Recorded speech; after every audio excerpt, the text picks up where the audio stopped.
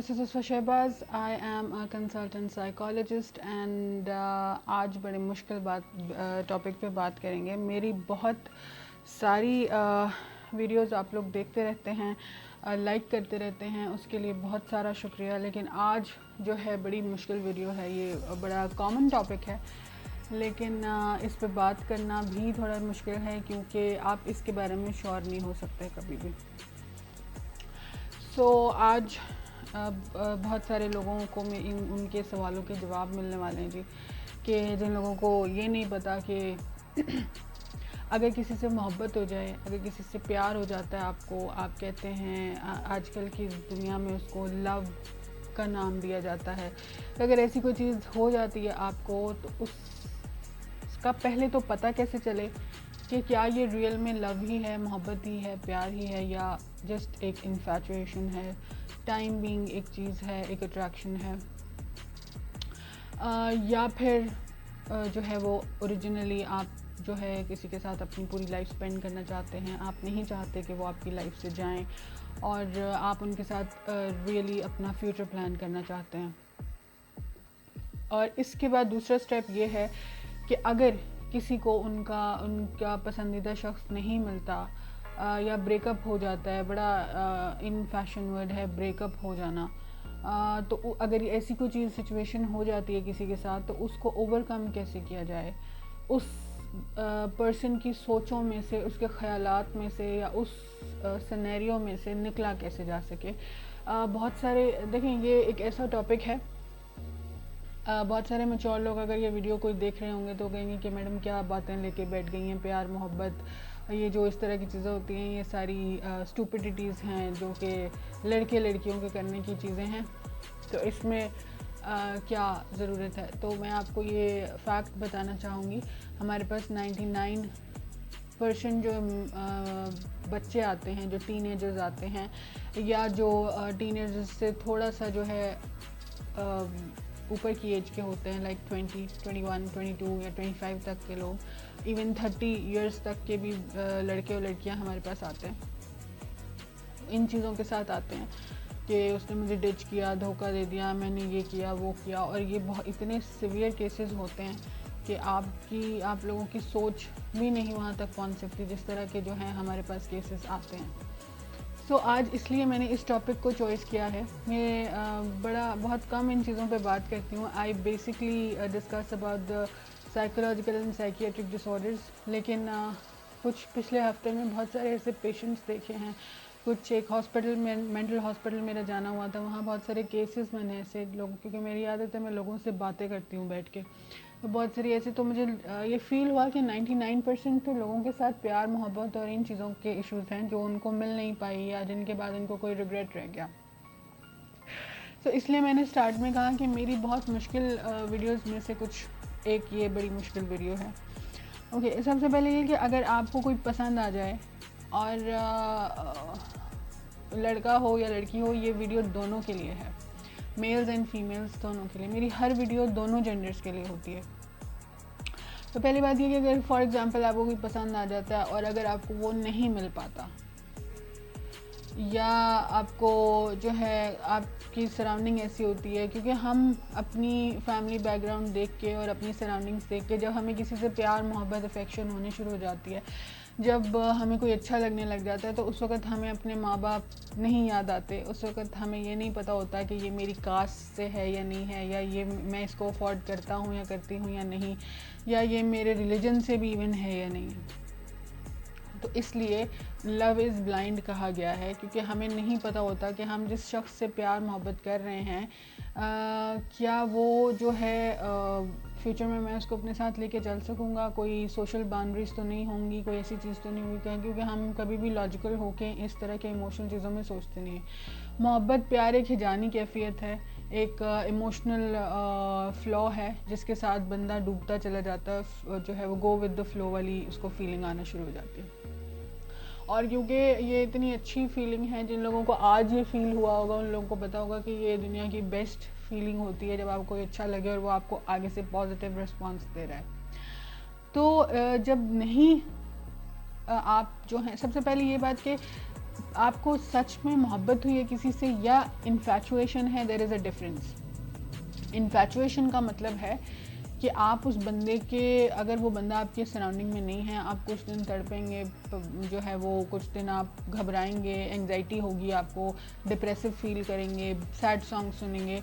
Suddenly आपकी life change हो जाएगी जब आपको कोई और मिलेगा, ठीक है। या आप क्या करेंगे कि अगर आपको ये इन्फैचुएशन और रियल लव के बीच में बहुत बड़ा डिफरेंस है कि अगर आपको कोई और मिल जाता है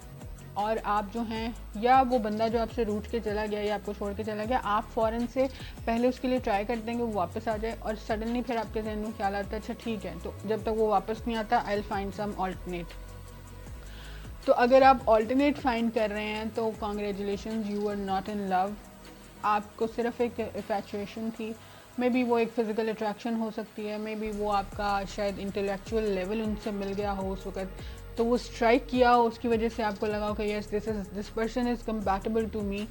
ये चीज़ हो सकती है। मोहब्बत प्यार वो होता है अगर रियल में हुआ है, तो इसका मतलब ये होता है कि आप, अगर वो बंदा आपको छोड़ के चला गया या किसी तरीके से आपका जो है वो पैचअप नहीं हो पा रहा, या आपको वो नहीं मिल पा रहा, या इस तरह की कोई चीज़ हो गई है कि आप दोनों बिछड़ गए हैं, अलहदा हो गए हैं, तो वो रियल लव होता है कि जिसकी वजह से आप जय नमाज तक चले जाएं। आप सिर्फ उस पर्सन पे फोकस्ड हैं, अगर वो सराउंडिंग में नहीं है, आप उसके लिए दुआ कर रहे हैं, आप उसके लिए वजीफ़ों पे चले जाते हैं, आप उसके लिए तहज्जुद में चले जाते हैं। जो शख्स आपको तहज्जुद की नमाज तक या नमाज तक ही ले जाए,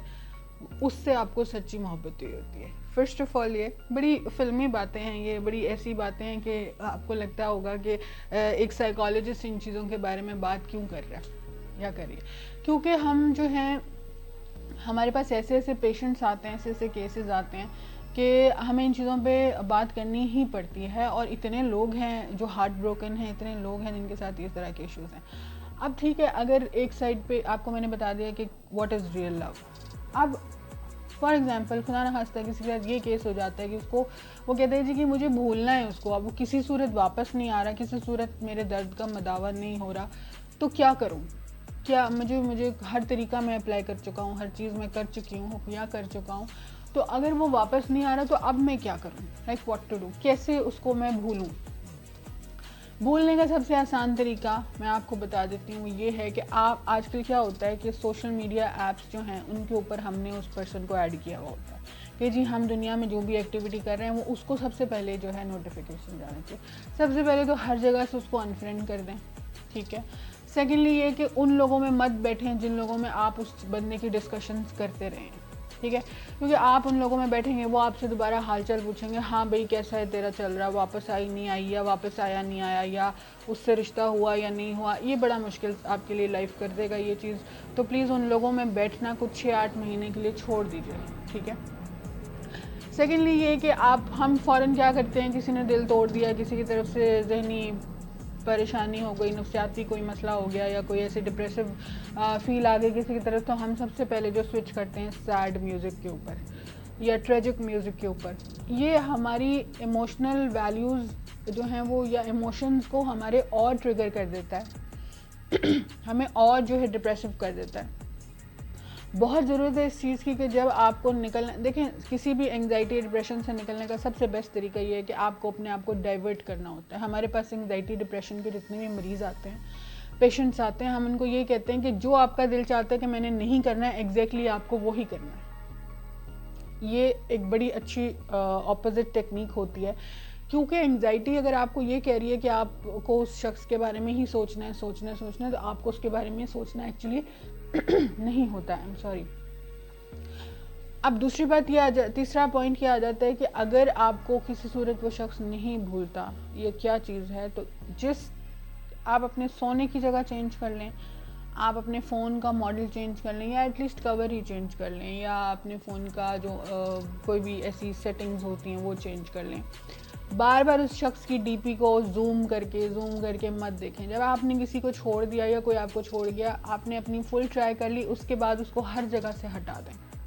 कि ना ही तो वो आपकी लाइफ में रोज़ रोज़ आप उसकी फ़ोटोज़ देखेंगे। आपके आजकल लोगों ने